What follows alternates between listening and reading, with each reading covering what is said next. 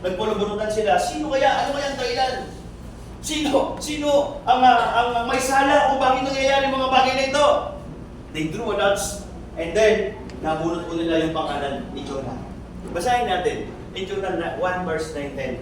Sabi ko dito, sumagot si Jonah, ako isang Hebreo at sumasamba ako kay Yahweh.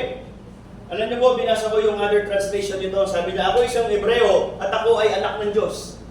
Sabi niya, ang Diyos ng kalangitan na lumikha ng dagat at ng lupa. Sinabi ni Jonas na tinakasan niya si Yahweh. Nakadama ito. Pakinggan niyo ito mga kapatid. Nakadama ng matinding takot ng mga nakarinig. Kaya sinabi nila kay Jonas, napakalaking kasalanan ng ginawa mo.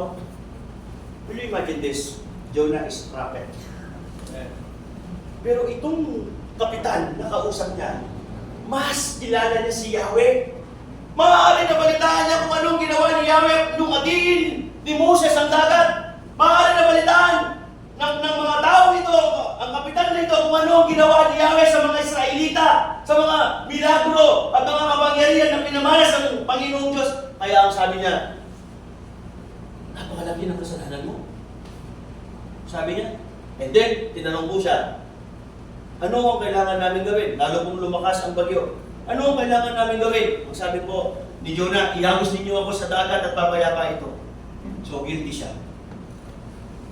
So ano po yung tinuturo sa atin ng ating Panginoon? Jonah assumed responsibility for his action. So, tinuturuan din po tayo ng ating Panginoon, mga kapatid.